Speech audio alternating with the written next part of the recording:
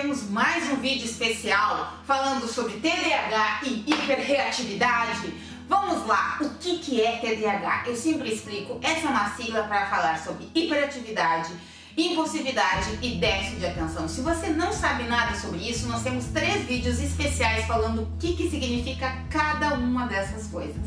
Mas vamos aqui falar hoje sobre hiperreatividade. Sim, nós falamos sobre todos esses assuntos e o quanto isso influencia na aprendizagem infantil, e nós falamos muito sobre esse tema, a influência disso na infância, pré-adolescência e até na vida adulta. Mas o nosso foco sempre é com relação às mães, os pais, auxiliando as crianças na fase infantil. Vamos lá, o que se trata a hiperreatividade? Bom, a hiperreatividade, na realidade, é algo que as pessoas que possuem TDAH têm um aceleramento constante do cérebro. Sim, o pensamento ele é a 1000 por hora, muita coisa vem na cabeça das pessoas que têm TDAH, tem um excesso de criatividade e sim, pensam muitas coisas ao mesmo tempo. Isso é algo constante na vida das pessoas que têm TDAH. Uma coisa que eu gosto de esclarecer sempre: as crianças que nascem com TDAH, que é uma síndrome e não uma doença que tem cura, elas nascem com TDAH, elas têm o TDAH, vêm para a adolescência e vão para a fase adulta. Não há uma cura. No entanto, o que se faz? Se aprende a conviver com os sintomas e sim, se retira todos os danos da síndrome, transforma-se essa síndrome em habilidade e com isso se conquista o sucesso. Bom, vamos lá falar mais um pouquinho? Além do aceleramento do cérebro, existem o quê? A pessoa que tem a hiperreatividade, ela tem uma questão de conseguir fazer inúmeras coisas ao mesmo tempo. É uma habilidade. É como a gente diz, a mãe polvo, a pessoa que consegue fazer muitas coisas ao mesmo tempo. Ela pega o telefone, empurra o carrinho do bebê, faz a comida, fala com o cliente, faz 300 coisas ao mesmo tempo. Isso é uma habilidade, porque ela é hiperreativa. Além disso, eu queria falar para vocês que o TDAH ele é muito mistificado. As pessoas consideram que é como se fosse algo que fosse prejudicial e fizesse com que a pessoa não tivesse mais condição de ser alguém de sucesso. Ou seja, traz uma mistificação como se fosse um rótulo de criança problemática, adulto problemático, pessoa que não tem mais condição, e é completamente ao contrário. Quer que eu prove isso agora? Vamos lá! Personalidades de sucesso. Eu adoro contar isso porque a verdade é completamente diferente. Sabe por quê? Quem tem TDAH é extremamente criativo. Essa aqui é a verdade. E normalmente as pessoas têm muitas habilidades, múltiplas habilidades. Inclusive a gente tem um vídeo também falando sobre as múltiplas habilidades. Então assim, ó, pesquise aqui. Sim, quem tem TDAH tem condição, sim, de ter extremo sucesso. Que é o exemplo aqui, ó, inúmeras personalidades como Michael Phelps, Einstein, Thomas Edison, Bill Gates, Leonardo da Vinci, Henry Ford, entre muitos outros. E por que tantas pessoas com inúmeras personalidades têm essa característica? Exatamente porque consegue ter hiperfoco e hiperreatividade. Em vez de ser algo prejudicial, ao contrário, é benéfico. Basta fazer com que as habilidades sejam focadas e as dificuldades sejam transformadas. E é isso que o nosso programa incentiva: a auxiliar as crianças a transformar suas dificuldades e incentivar as suas habilidades. Porque toda criança, eu sempre digo, é como uma pérola escondida na concha que nós só precisamos abrir para ela brilhar. Apenas isso. Então vamos mais lá. Além disso, nós temos que entender o perfil. O que é um perfil? O perfil é aquilo que a pessoa tem que descobrir para seguir profissionalmente. Então, nós precisamos entender qual é o nosso perfil e qual é o perfil dos nossos pequenos. Então, nós temos o perfil dos desbravadores, ou seja, aquele que vai conseguir desbravar novas aventuras, conseguir ir além, é aquela pessoa que não tem medo, que vai ir para outros países, vai enfrentar nossas aventuras. Existem os desbravadores. Óbvio que não é o perfil de todos, cada um tem um perfil. Nós temos o perfil dos artísticos, ou seja, são aquelas pessoas que amam a arte de qualquer essência, não importa a essência da arte.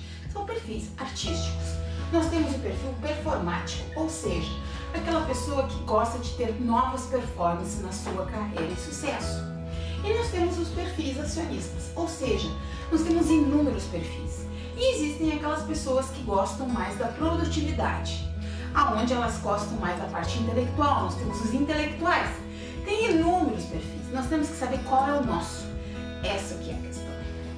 E aí, nós vamos ter que entender um pouquinho mais do que é, na verdade, o TDAH e no que ele influencia. Porque a gente fala assim, tá, tem inúmeros benefícios, mas por que ele dificulta a vida das crianças com relação à aprendizagem? E por que ele dificulta a vida dos adultos? Quais são os problemas que ele causa? E o que é que ele causa? E como é que foi descoberto? E o que é, na realidade, o TDAH? Vamos mais para a parte técnica, porque às vezes é importante a gente falar um pouquinho de pesquisas, porque às vezes isso traz uma informação, e eu sempre digo que a informação liberta. Em 1990, e isso é recente, gente, apesar de nós estarmos em 2021, em 1990 a questão de pesquisas no sentido de uma síndrome é pouco tempo.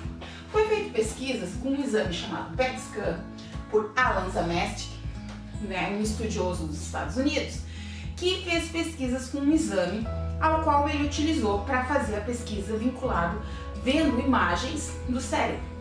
E ali ele começou a identificar as diferenças entre os cérebros que tinham a síndrome e os cérebros que não tinham.